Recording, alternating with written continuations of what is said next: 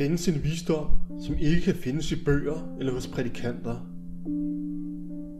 Man kan pege vejen til det, men kun du kan opleve det. Det er et sted i sjælen, hvor det guddommelige møder sin skabning. Der, hvor Bibelens fortælling bliver oplevet virkelighed. Hvor Gud holder op med at være en abstraktion og bliver et levende mysterie.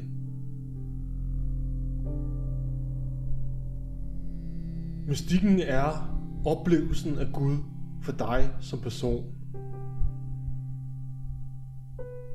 Bibelen har mange fortællinger, hvor Bibelens personer mødes med Gud. Ezekiel beskriver sit kald som profet i den første del af sin bog. Han skriver: I det 30. år på den 5. dag i den 4. måned, mens jeg var blandt de landflygtige ved floden Kebar, åbnede himlen sig, og jeg så guddomssyner. Og sådan er der mange beretninger i Bibelen. Der er også mange kristne mystikere fra middelalderen, som skrev bøger om deres oplevede erfaringer af Gud, og skabte den genre af kristen teologi, som vi kalder for mystik.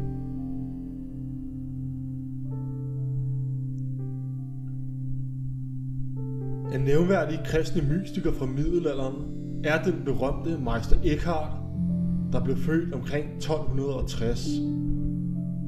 Han skrev mange tekster og prædikener med mystisk inspireret indhold, der stadig bliver læst i dag.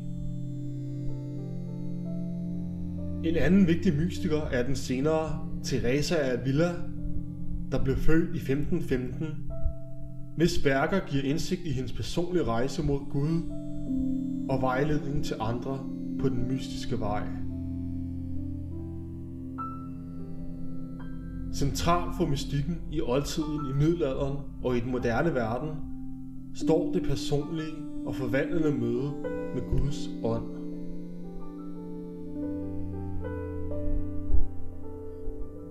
Mystikken er sjælens bryllup med den guddommelige virkelighed. Før mystikken tror vi, efter mystikken ved vi.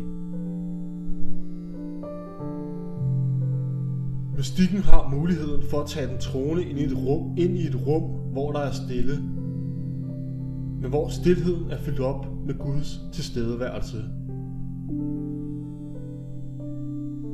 Mystik er at lade sjælen nærme sig Gud, så vores tro bliver oplevet.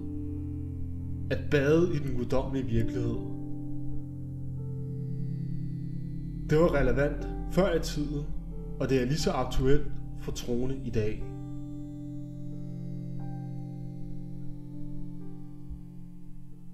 Denne kanal er en invitation til den indre vej. Til at lytte til de stemmer, der gik forud. Meister Eckhart, Teresa af Avila, Johannes af Korset og mange andre. I deres ord, bønner og erfaringer finder vi et kort over sjælens vej mod Gud. Velkommen.